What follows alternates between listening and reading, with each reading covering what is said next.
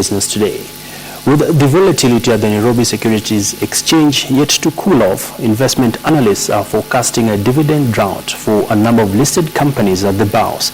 So far, over 22 companies of the 64 listed firms have not issued shareholders with a dividend, citing a tough operating environment that has been majorly influenced by upcoming elections as well as global uncertainty in the international markets. Well, I sat down with Satchu and Ndindi Nyoro to pick their thoughts over whether investors could be staring at tougher times ahead, or is it just a passing cloud?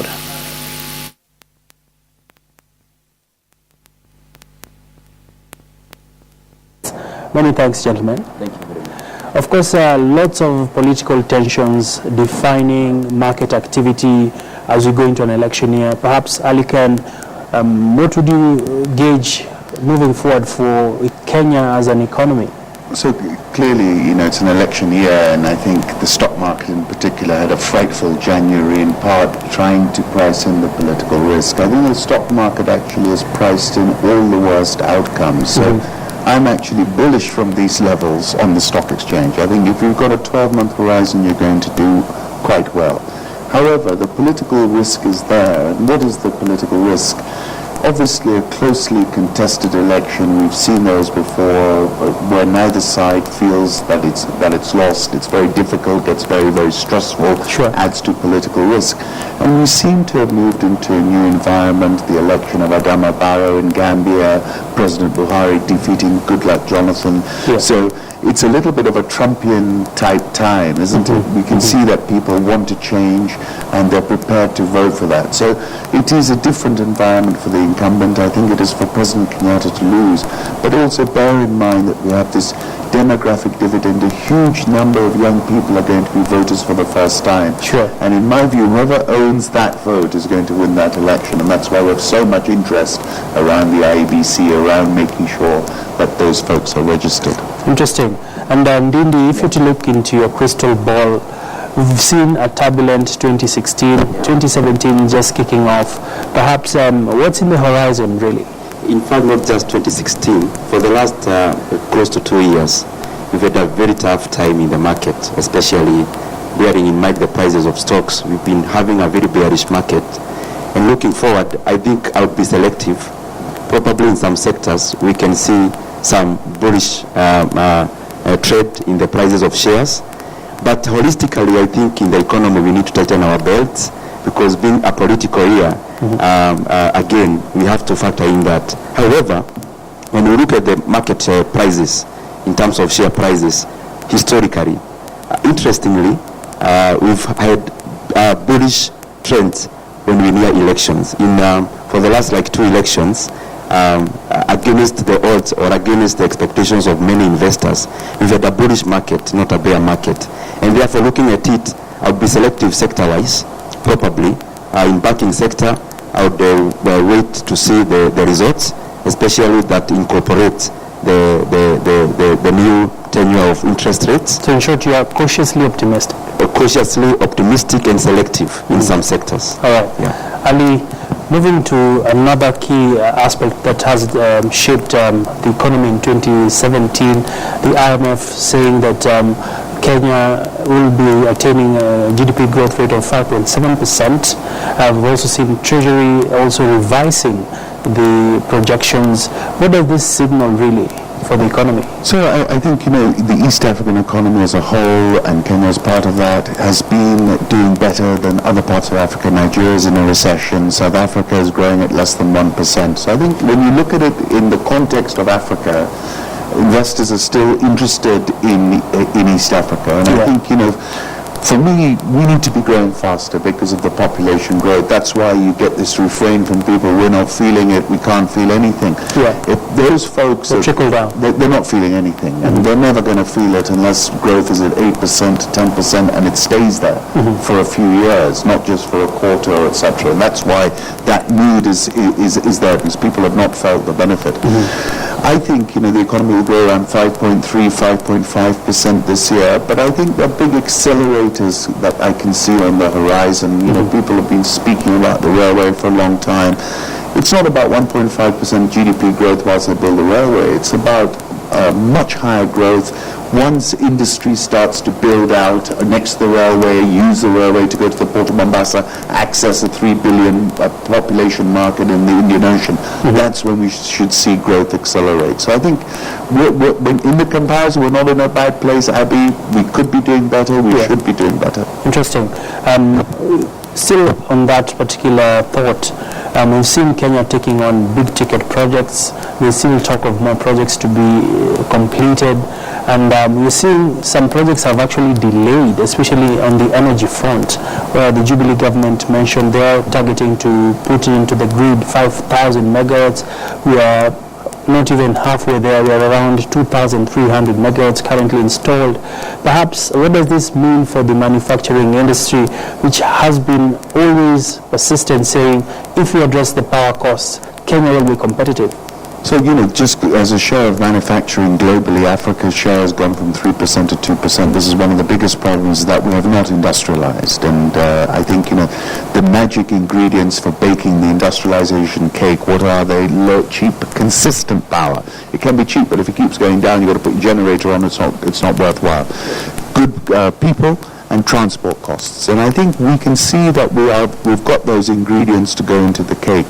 The question is when. Now, they scale back simply because, if you think about it, if you build out too much supply and you don't have the demand, the cost of that supply is going to go up exponentially as people pay for a demand that they're not using. So I think it was sensible on the energy side. I mean, we're one of the few countries to actually have an energy surplus at peak time. Problem is transmission.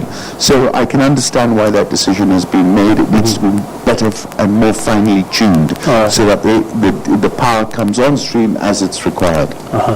Perhaps, Ndindi, your thoughts on the same? I think, Abby, the disconnect is between the GDP growth, the macroeconomic factors, and the pockets of the real Kenyans. Because we may keep saying the economy is growing, but more and more Kenyans are lamenting, and we need to understand the reason behind that. Because the Jubilee government so far has focused on laying the structures that are enablers, especially to manufacturing. They've done very well in terms of transport. We are doing very well in terms of energy, because now, beyond production or beyond generation of energy, in terms of transmission, we have done very well. Like all primary schools are now wired, meaning all those villages, the economy probably would rise or do better. But now, we need more time to realize the gains of the foundations we are laying, because manufacturing does not just come on any ground. It comes on a fertile ground, and the issue has been laying that fertile ground, and I think we're in the right track. However, we may take time to realize that gain in terms of having money in the pockets of jobless Kenyans, of having money in the pockets of small business owners in Kenya. Allow me to differ with you a bit, Ndindi. We're saying that we've been able to score pretty well in electricity, connectivity. We're talking about 4 million Kenyans are now connected against a population of 42 plus and growing. That's like a drop in the ocean. But aside that, Ndindi, there's also the bigger conversation around companies that have exited Kenya. This is worrying news, because we've seen some companies retrenching. We did see several companies, especially in the mining sector. One was Flospa. They exited the Kenyan market. We did see Everready also mentioning that they're shifting operations.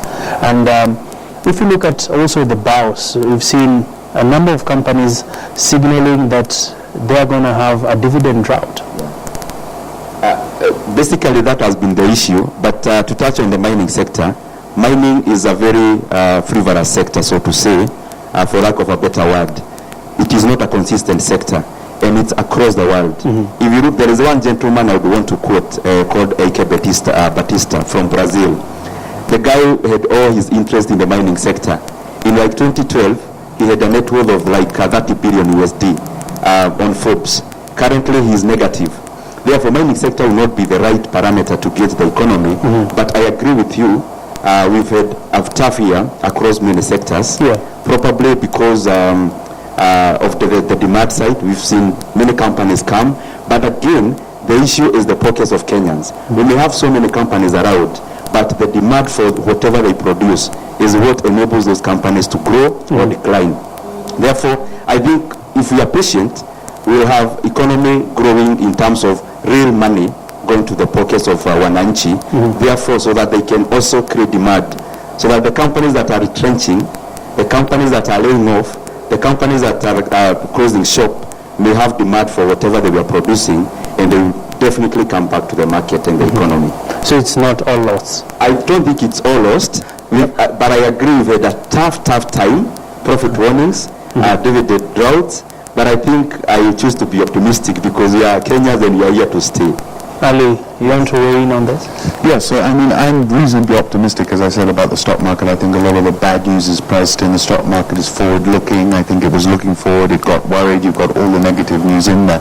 I agree with what was being said. This is not the time to buy everything, and you've got to pick your spots. Yeah. But there are some good spots out there where I think valuations look very egregious. But you've got to be defensive. I mean, what we're seeing is serious reformatting of our economy. Let me give an example to what you're talking about. Let's have a look at Uber, right? I mean, where was Uber a year and a bit ago? And it's now the single biggest taxi firm in Kenya today. Correct. Banking. I mean, what we're seeing now is clearly the horizon of any reversal of the interest rate bill is beyond the election. So this is a new normal. They have to adjust to this reality. So there is going to be a lot of adjustment. It's going to be a bit Darwinian. Not everyone can be a winner. There are going to be winners and losers. So you've got to pick the winners and you've got to avoid the losers as well, I think. Finally, you know, when you're talking about the what's in the average Kenyan's pocket, the problem is food prices are a huge component of what the average Kenyan is spending his money on. In some cases, as high as 50%. You're earning whatever, you're spending half on food. Food prices have been on the rise. I don't need to remind you of what happened in 2011. The weather shock sends food prices up, makes people feel worse off, and that also hits the economy. So that's another risk out there, and that's why people at ground level are not feeling great. Closing thoughts? Okay, I also think, Abby, this time that everything looks depressed, is a very good time for us to have a paradigm shift, to move to a more efficient economy. We've had disruptions in almost all sectors, and I think it's a good thing. Even Ali has quoted like Uber. If you look at the hotel industry, you may see declines in the established hotel establishments. But again, there are small startups like Airbnb which are coming out very strongly. Therefore, it's a good time for the managements of all the companies in Kenya at this time to look on how they can disrupt themselves and disrupt the visions they have for the long term. Many thanks, gentlemen. And just as a parting shot, since you are the NSE, there's also been talk around having the derivatives market to come on stream, and this is, of course, has been received in good news in the markets. We also had talk of Akiba yet to come on stream. Was Treasury punching way above its weight?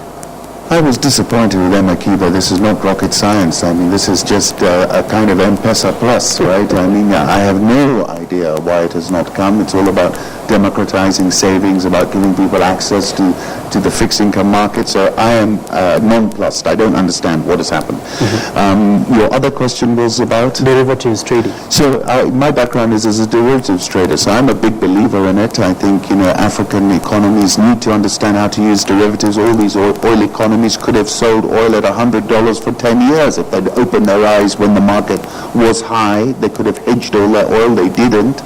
So there is definitely a real need for a derivatives market, and I think you've got to embrace it. I mean, you can't be worried like Ethiopia is with its commodities exchange that some crazy guy is going to go and speculate on whatever their beans are. I mean, logically, they're not at a commodity exchange level. Sure. But we can get there. We need to move quickly. There is human capital that can help.